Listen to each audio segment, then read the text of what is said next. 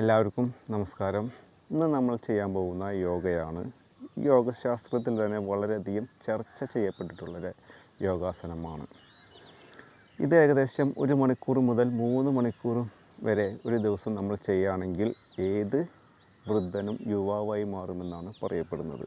അത്രയധികം ചർച്ച ചെയ്യപ്പെട്ടിട്ടുള്ള ഒരു ആസനമാണ്. യുവത്വം നിലനിർത്താൻ വളരെയധികം സഹായിക്കുന്ന ഒരു യോഗയാണ് വിപരീത കരണി മുദ്ര.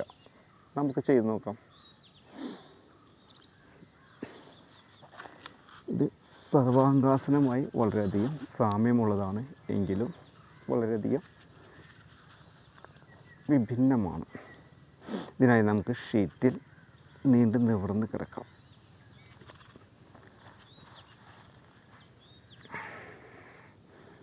സാവകാശം കൈകൾ രണ്ടും ഇരു സൈഡിൽ പ്രസ് ചെയ്ത് പിടിക്കാം.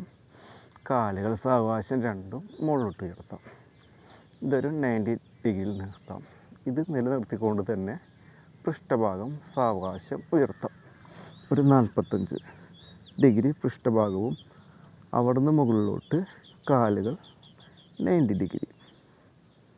ഈ അവസ്ഥയിൽ പറ്റാവുന്ന സമയം നിലനിർത്താം.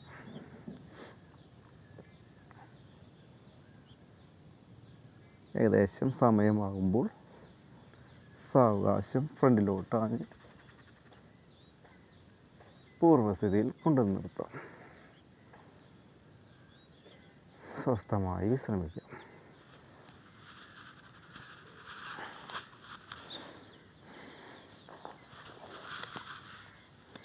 സ്ഥിരമായി